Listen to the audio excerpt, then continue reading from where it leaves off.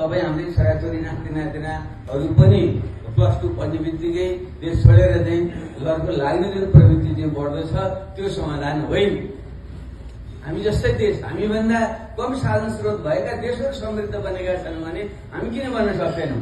खालि हाम्रो चाहिँ राजनीतिक प्रणालीमा रहेका केही त्रुटिलाई थोरै सुधार गर्ने र देशको चाहिँ हिमाल पहाड तराई मधेसका विभिन्न जाति समुदायले दह्रो एकता कायम गर्ने, राज्यका अङ्गहरूमा भएका जुन केही कमी कमजोरी छन् त्यसलाई सुधार गरेर देशमा सुशासन कायम गर्ने र दुई ठूला छिमेकीको बीचमा जुन हामी छौं यसलाई सन्तुलित सम्बन्ध कायम राख्ने गरेर जान सक्यौं भने नेपाललाई केही दशकभित्र समृद्ध बनाउन सकिन्छ।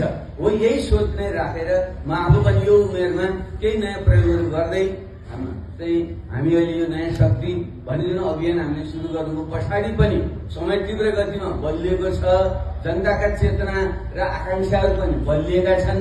उनी पुरानै ढङ्गले मात्रै सोच्दाखेरि हामी झन् पछि पर्ने खतरा छ। त्यसैले पछिल्लो ज्ञान विज्ञानमा आधारित भएर अब हामीले हाम्रो चिन्तन र विचारलाई पनि समयानुकूल चाहिँ विकसित गर्नुपर्छ। सँगसँगै यो सबैलाई दिशाबोध गर्ने मुख्य क्षेत्र भनेको त फेरि राजनीति हो। राजनीतिमै सुधार गर्न सकिएन भनेदेखि चाहिँ फेरि हामीले आर्थिक सामाजिक सांस्कृतिक क्षेत्रका नीतिहरूलाई पनि बदल्न सकिँदैन।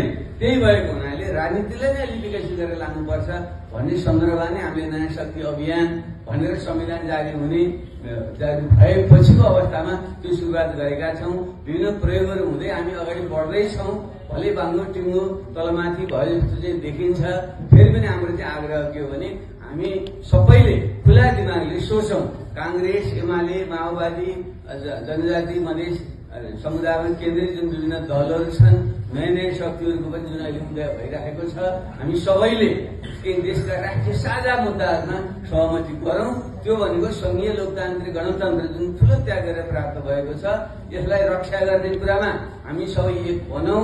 यसमा के सुधार गर्नुपर्छ त्यो सुधार गर्ने कुरामा ध्यान दिउँ र अहिलेको युगको आवश्यकता अनुसार अब केही दशक हामीले देशमा चाहिँ राजनीतिक स्थिरता कायम गर्ने, सुशासन कायम गरेर विकास र समृद्धिको मुद्दालाई नै मुख्य रूपमा केन्द्रमा राख्ने यो ढङ्गले जाउँ र यही विषयमा प्रतिस्पर्धा गरौँ न।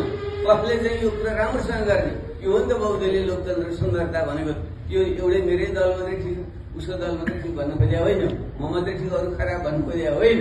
तर मूलभूत मान्यता संघीय लोकतान्त्रिक गणतन्त्रको रक्षा हामी सबैको साझा मुद्दा र यसभित्र रहेर यो लोकतन्त्रलाई अझै बढी समावेशी कसरी बनाउने, बढी समावेशीमूलक कसरी बनाउने, बढी पारदर्शी कसरी बनाउने, बढी सुशासनयुक्त कसरी बनाउने यो विषयमा प्रतिस्पर्धा गरौं।